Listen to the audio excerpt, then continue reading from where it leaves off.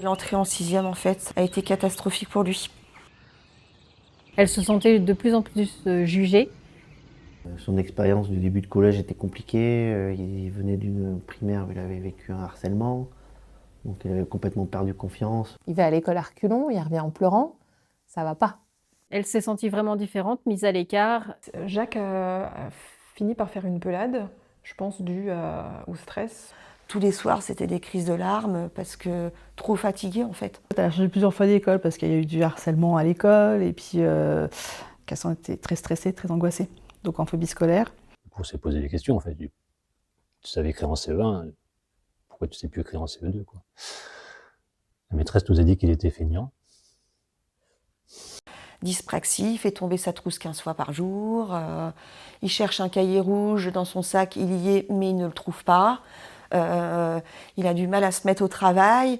Et en fait, tout ça, ça fait partie de ses troubles. C'était inscrit dans le PAP, mais les professeurs n'en tenaient pas compte et sanctionnaient Noé dès qu'il y avait le moindre écart.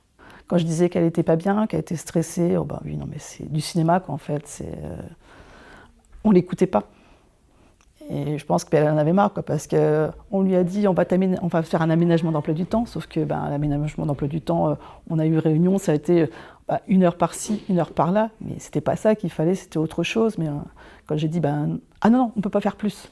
On voyait que ça allait pas à l'école, il y avait beaucoup de difficultés dans le comportement en fait à la maison.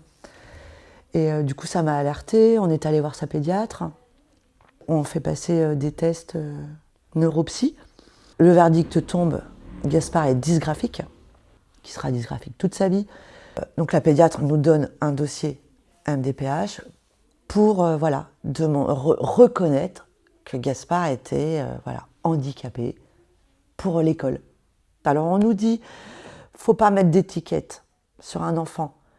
Mais en même temps, quand ça va pas dans l'éducation nationale, on est bien obligé de lui faire passer des tests pour voir ce qui va pas. On n'a pas le choix en fait.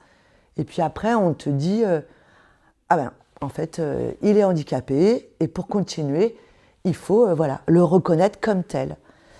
Et voilà, et c'est aussi parti de là qu'on s'est dit, non, Gaspard n'est pas handicapé, Gaspard va très bien, c'est juste que sa scolarité sera différente, son apprentissage est différent, et alors, est-ce que la différence...